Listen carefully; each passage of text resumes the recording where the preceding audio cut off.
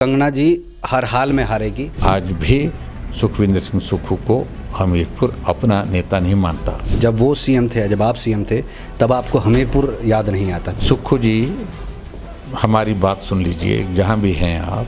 कहीं भीतरगात का हमला तो भाजपा पर नहीं हो जाएगा? जो व्यक्तिगत टिप्पणी विक्रमादित्य कर रहे हैं, परहेज करना चाहिए उनको। जो एरोगेंस में देख रहा हूँ उनके व्यवहार में, बातचीत में दिख रही है, वो कभी हमने उनके पिताजी के व्यवहार में भी नहीं देखी। क्या वो पवित्र नहीं है? उन्हें माफ़ी मांगनी चाहिए, शब्द वापिस लेने चाहिए। तब से कहते हैं हम उनका सम्मान करते हैं। और दूसरी तरफ अगला चुनाव हमीरपुर से नहीं लड़ेंगे, शिमला से लड़ेंगे। आपका लगाव यही है हमीरपुर के साथ क्या? को अगर आपकी जगह हम होते, हम सत्ता छोड़ देते।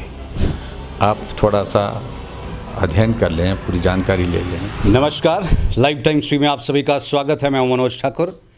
इस समय हिमाचल प्रदेश में चुनावों का माहौल है और चुनावी माहौल एकदम गर्मागर्म है। इस बीच हमारे बीच में मौजूद है पूर्व में मुख्यमंत्री रहे व नेता प्रतिपक्ष जयराम ठाकुर जी, जो कि बेबाकी से हर सवाल का जवाब देते हैं। सर, आपका लाइव टाइम स्ट्रीम में बहुत बहुत स्वागत है। जी, थैंक यू। सर, सीधे, समय कम है तो सीधे सवाल पर आऊँगा। मुख्यमंत्री सीएम सुक्खू इस समय पर आप पर सवाल निशान दाग रहे हैं। सबसे पहले तो वो ये कह रहे हैं कि आपको सत्ता की भूख है। दूसरा, वो ये कह रहे हैं कि आपका जो गणित है वो कमज़ोर है। और किस गणित के आधार पर वो बात कर रहे हैं कि हिमाचल प्रदेश में भाजपा की सरकार बनेगी? मैं समझ सकता हूं कि वो हालात के कारण बहुत विचलित हैं जी। और मेरी सलाह है कि इस वक्त तनाव में है, परेशानी में है वो, और संयम से उनको, सब्र से उनको बात कहनी चाहिए, काम करना चाहिए। जल्दबाजी में कोई बात नहीं कहनी चाहिए। हमने मुख्यमंत्री के खिलाफ व्यक्तिगत रूप से कुछ बात कही नहीं। और ये मैं ज़रूर कहना चाहता हूँ कि हिमाचल प्रदेश में जो हालात बने हैं वो हमारी वजह से नहीं बने हैं। मुख्यमंत्री स्वयं उस सारी चीज़ के लिए जिम्मेवार हैं। उनके विधायक उनको छोड़ करके चले गए। क्यों चले गए? इसलिए चले गए, शायद उनकी बात सुनी नहीं गई। उनका कहना है कि हमको जलील किया जाता था, काम नहीं होते थे। जनप्रतिनिधि के नाते हम अपने क्षेत्र की बातों को कहते थे, लेकिन माना नहीं गया। और इसके अतिरिक्त यही नहीं, विधायकों का ही नहीं, कांग्रेस के और सारे नेताओं का कहना है आपके मंत्रिमंडल से त्यागपत्र दे रहे हैं। आपके मंत्रिमंडल के बैठक से रोते रोते निकल रहे हैं। इसके लिए हम दोषी हैं क्या? हमें सत्ता का कोई लोभ नहीं है। आपको सत्ता मिली है, आप चलाइए, जिम्मेवारी के साथ चलाइए। और आखिरकार 15 महीने में ऐसी परिस्थिति क्यों बन गई? और ये समझना पड़ेगा, मुझे लगता है कि उनको अच्छी तरह से, क्योंकि वो सत्ता का संचालन जिस प्रकार से करना चाहिए होता है, साथियों को विश्वास में लेकर के, उनका सहयोग लेकर के वो नहीं हो पाया। और उसके कारण ये परिणाम हुआ है।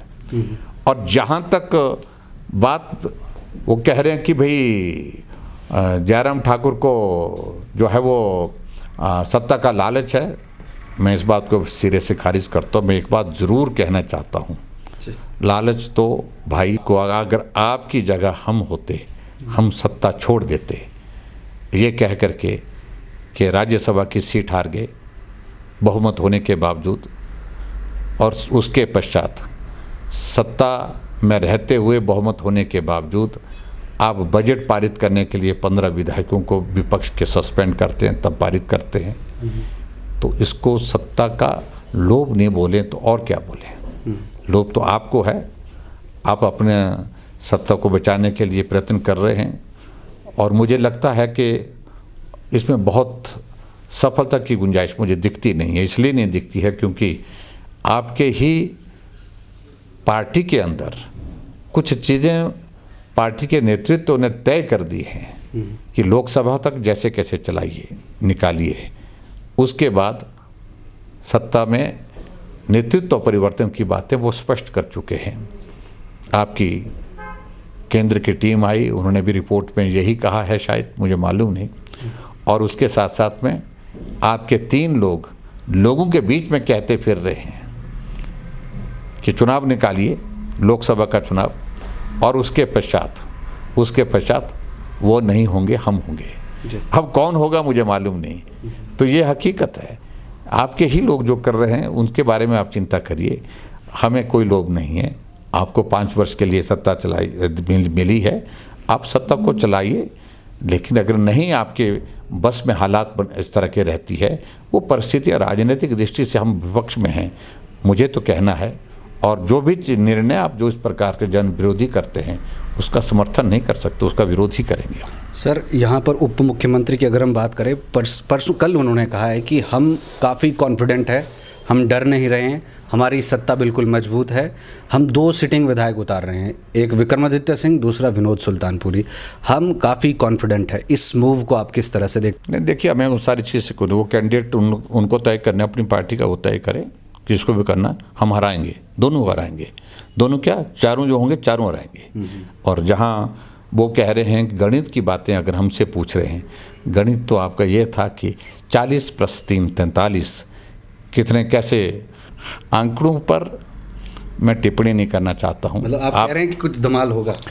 देखिए, राज्यसभा के बारे में तो ये कहते थे, वो बोलते 40 + 3 43, वो 34 रह गए, हम 25 थे, 25 से 34 पहुँचे पर जीते जी, बराबरी नहीं की, जीते हम। तो मेरा कहने का मतलब ये है, तो ये स्थिति है। 1-2 सवाल मेरे और होंगे सर। विक्रमादित्य सिंह को ये लॉन्च कर ही रहे हैं, जस्ट नाम यहाँ पर शायद आना बाकी है।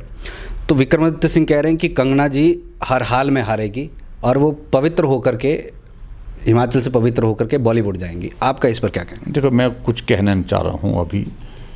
जो व्यक्तिगत टिप्पणी विक्रमादित्य कर रहे हैं, परहेज करना चाहिए उनको। मेरी उनको इस आग्रह है इस बात के लिए। सलाह भी नहीं मैं दूंगा, क्योंकि वो अपने आप को इतना बड़ा मान रहे हैं।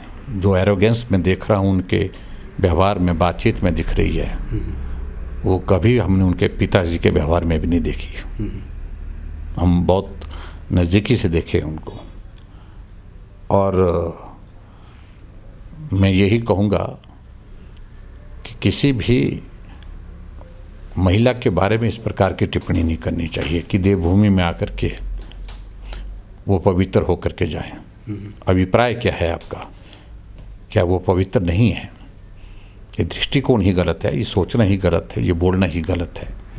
उन्हें माफ़ी मांगनी चाहिए, शब्द वापस लेने चाहिए, एक बात।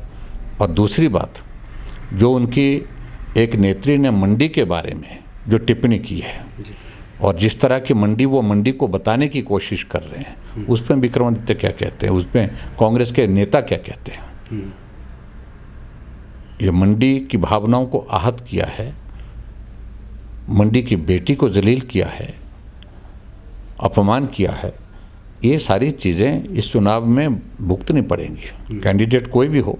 लेकिन मेरा मानना है कि व्यक्तिगत टिप्पणियां नहीं करनी चाहिए। एक तरफ से कहते हैं हम उनका सम्मान करते हैं, और दूसरी तरफ उसी से वक्त वो ये भी कह रहे हैं। इसलिए मैं समझता हूँ कि मैं हैरान हूँ उनके सारी चीज़ों को लेकर के, वो क्या कह रहे हैं, क्यों कह रहे हैं, क्या कहना चाहते हैं, क्या करना चाहते हैं। ये सारे प्रश्न हैं जिन प्रश्नों का उनको उत्तर देना है। एज ए कंटेंडर कैसे देख रहे हैं सर?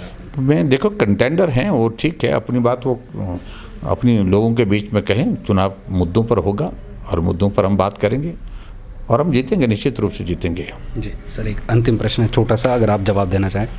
कल सीएम सुक्खू की बात करें, वो हमीरपुर नादौन में इस समय गए हुए हैं। उन्होंने आप पे पर्सनली ये तंज कसा है कि जब वो सीएम थे, जब आप सीएम थे, तब आपको हमीरपुर याद नहीं आता था। इस पर आप क्या कहेंगे? सुक्खू जी, हमारी बात सुन लीजिए, जहाँ भी हैं आप थोड़ा सा अध्ययन कर लें, पूरी जानकारी ले लें। जितनी बार आप गए हैं 15 महीने में, उससे ज़्यादा हम हमीरपुर में अपनी सरकार के पहली साल में गए हैं। धूमल जी से उस वक्त भी मिले हैं, कार्यक्रमों में मिले हैं, घर में भी मिले हैं, बैठकों में भी मिले हैं। इसलिए आप मेहरबानी करके ये जो सारी चीज़ें आप कह रहे हैं, उसका कोई मतलब नहीं बनता है। और ये मतलब एक सेंसेशनल एक चीज़ खड़े करने की कोशिश कर रहे हैं, रीजन में का एक मैसेज देने की कोशिश कर रहे हैं। आप स्वयं पूछिए, क्या ये सत्य नहीं है कि आपके मित्र वर्ग जो सारे कैबिनेट रैंक के दर्जे के साथ हैं, वो कहते हैं फिरते हैं कि अगला चुनाव हमीरपुर से नहीं लड़ेंगे, शिमला से लड़ेंगे। आपका लगाव यही है हमीरपुर के साथ क्या? आपके कई साथी कहते हैं कि भरोसा नहीं है हमीरपुर पर, हम तो इसलिए मतलब शिमला से चुनाव लड़ेंगे। डिफरेंसेस क्रिएट करने की कोशिश की जा रही है, आपका ये मानना है? ये अनावश्यक रूप से जिस बात के लिए वो प्रयास कर रहे हैं उसमें वो सफल नहीं होंगे। हमीरपुर में हम गए हैं, प्रदेश का हिस्सा है और विकास उनसे ज़्यादा किया है, उनसे ज़्यादा काम किए हैं। और हकीकत यह है कि आज भी सुखविंदर सिंह सुक्खू को हमीरपुर अपना नेता नहीं मानता। उसकी वजह मैं जानना नहीं चाहता हूँ। उनके ही ज़िले के विधायक उन्हें छोड़ करके चले गए, उनका विरोध किया है, खुलेआम बोल रहे हैं। ये बहुत बड़ा उदाहरण है। इसलिए छोड़िए इन बातों को, आप अपना काम करिए, हम अपना काम कर रहे हैं। सर, एक और प्रश्न आपसे ये पूछना चाहेंगे, जहाँ जहाँ पर टिकटों का आवंटन हुआ है, 6 लोगों को टिकट दी गई है, वहाँ पर नेता जो पहले से ऑलरेडी वहाँ पर इस्टेब्लिश थे वो नाराज़ नज़र आ रहे हैं, चाहे मार्कंडे जी की बात करें या अन्यों की बात करें। तो इस पर कहीं भीतरघात का हमला तो भाजपा पर नहीं हो जाएगा इन आने वाले उपचुनावों में? मैं समझता हूँ ऐसी बहुत ज़्यादा कठिनाई नहीं मैं मानता, लेकिन एक हालात, एक परिस्थिति इस प्रकार की रही है कि जिन लोगों की सदस्यता विधानसभा के हमारे कारण चलेगी, हमारे समर्थन के लिए चले गई, और पार्टी का एक नैतिकता का एक तकाजा बनता है कि उनके साथ हमको खड़े होना चाहिए, और हम खड़े हुए, उनके साथ टिकट दिया है। पुराने हमारे पार्टी के सब साथी हैं, बहुत जगह हमारी बातचीत हुई है, और बातचीत होने के बाद स्वाभाविक रूप से छोटी मोटी नाराज़गी होती है, लेकिन फिर भी उसके बावजूद बहुत सारे साथी काम में लग गए हैं, जुट गए हैं। पार्टी का निर्णय है और पार्टी के लिए काम करेंगे, और मैं समझता हूं कि बहुत 5-7 दिन में और भी ज़्यादा बेहतर हालात हो जाएंगे, और सबके सब आप देखेंगे पार्टी के लिए काम करते हुए दिखेंगे। ठीक है जी, बहुत बहुत शुक्रिया बातचीत करने के लिए। सब कुछ भारतीय जनता पार्टी में सही है और आने वाले चुनावों को लेकर के हुंकार यहाँ पर भरी है। हमारे साथ इस समय मौजूद थे नेता प्रतिपक्ष व पूर्व मुख्यमंत्री रहे जयराम ठाकुर जी। आपने लाइव टाइम्स टीवी से बातचीत की, आपका बहुत बहुत धन्यवाद। Thank you so much.